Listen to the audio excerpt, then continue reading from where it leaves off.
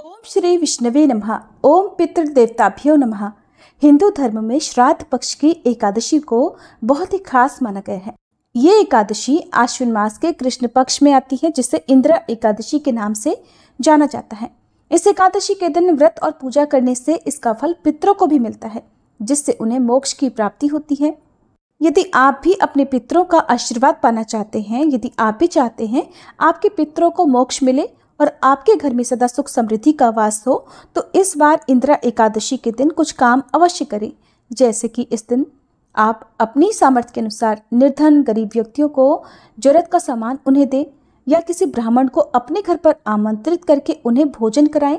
इस दिन पितरों के निमित्त जो भी तर्पण आदि कार्य हैं वो दोपहर के समय करना शुभ माना जाता है।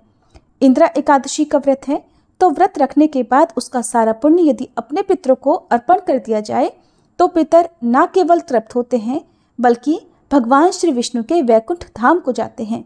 और पितरों की कृपा से कभी घर में परिवार में कोई परेशानी नहीं आती, कोई दुख नहीं आता। जो भी ग्रह बाधाएं होती हैं वो भी दूर हो जाती हैं। इस बार इंदिरा एकादशी का व्रत बहुत ही शुभ संयोगों में रखा जाएगा, इसलिए आपको इस एकादशी का पूरा लाभ उठाने के लिए आज के दिन अपने मन को भगवान श्री हरि के चरणों में समर्पित करते हुए पूजा पाठ करनी चाहिए, और जितना हो सके अपने मन को संयमित रखते हुए उपवास रखना चाहिए। आज के वीडियो में आपको तिथि और शुभ मुहूर्त के बारे में बताने से पहले बताते हैं कि इस खास दिन पर आपको किस विधि विधान से पूजा करनी चाहिए। एकादशी के दिन सबसे पहले आप शुभ मुहूर्त में उठें, स्नान करें और पूजा शुरू करें।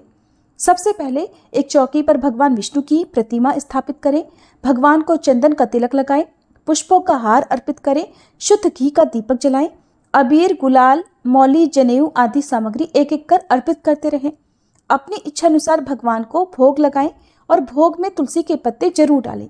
अंत में हाथ में पुष्प लेकर व्रत की कथा पढ़ें या सुने। इस दिन श्री विष्णु सहस्त्र नाम का पाठ पढ़ना या सुनना बहुत ही शुभ रहता है। जो लोग समय के अभाव के कारण श्री विष्णु सहस्त्र नाम ना पढ़ पाए, उन्हें राम नाम का 108 बार जाप करना चाहिए, क्योंकि पद्म पुराण में वर्णन मिलता है, महादेव जी ने देवी पार्वती से कहा, जो कि स्वयं श्री विष्णु सहस्त्र नाम का पाठ करने के बाद ही भोजन ग्रहण किया करती थी। तो एक दिन जब महादेव जी ने उनसे भोजन ग्रहण करने के लिए कहा, तो उन्होंने कहा कि मैं तो श्री विष्णु सहस्त्र नाम का पाठ पढ़ने के बाद ही भोजन ग्रहण करूंगी और उसमें अभी समय है। तब महादेव जी ने उनसे कहा कि आप एक काम कीजिए, आप भगवान श्री राम के नाम का जप कीजिए। यदि आप ऐसा करती हैं तो आपको श्री विष्णु सहस्त्र नाम का पाठ पढ़ने के बराबर ही पुण्य की प्राप्ति होगी। इसलिए इस दिन भक्तों को भगवान श्री राम के नाम का भी जाप करना चाहिए। जाप आप अपनी सामर्थ्य के अनुसार, अपनी श्रद्धा के अनुसार, अपने समय के अनुसार कितनी भी संख्या में कर सकते हैं। पूजा करने के साथ ही मंदिर में कुछ दक्षिणा चढ़ाएं और आरती करें। दिन भर उपवास करें, रात को सोए नहीं, भजन कीर्तन करें। अगले दिन सुबह व्रत का पारणा करने के बाद स्वयं भोजन ग्रहण करें। इस तरह व्यक्ति पूरे विधि विधान से इंदिरा एकादशी का व्रत यदि करता है तो उसके जीवन में सुख शांति बनी रहती है, और इस व्रत के प्रभाव से पितरों की आत्मा को भी शांति मिलती है। इस बार आश्विन महीने के कृष्ण पक्ष की एकादशी तिथि शुरू होगी 27 सितंबर शुक्रवार को दोपहर 1:21 से और समाप्त होगी 28 सितंबर शनिवार को दोपहर 2:50 पर। ऐसी स्थिति में जब एकादशी की तिथि 2 दिन तक होती है, तब जो शुभ तिथि होती है वो होती है द्वादशी तिथि मिली हुई। इसलिए इस बार 28 सितंबर दिन शनिवार को ही केवल एक दिन इंदिरा एकादशी का व्रत रखा जाएगा। शुक्रवार के दिन आप केवल दशमी तिथि के नियमों का पालन करें। अब जानते हैं एकादशी के दिन रहने वाले मुहूर्तों के बारे में।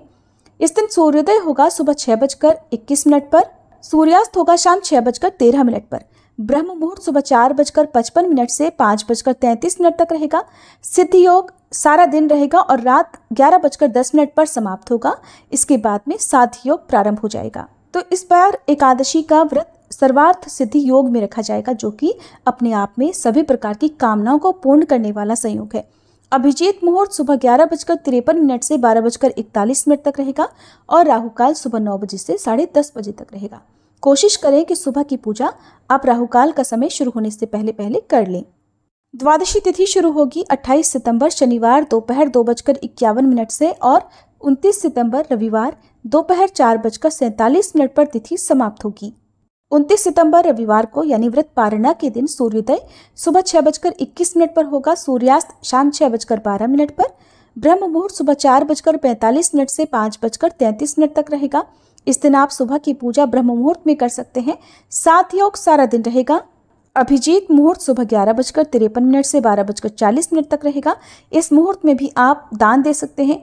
राहु काल दोपहर 4:30 से शाम 6 बजे तक रहेगा। हरिवासर का समय 28 सितंबर शनिवार को रात 8 बजे तक समाप्त हो जाएगा। हरिवासर द्वादशी तिथि लगते ही शुरू होता है।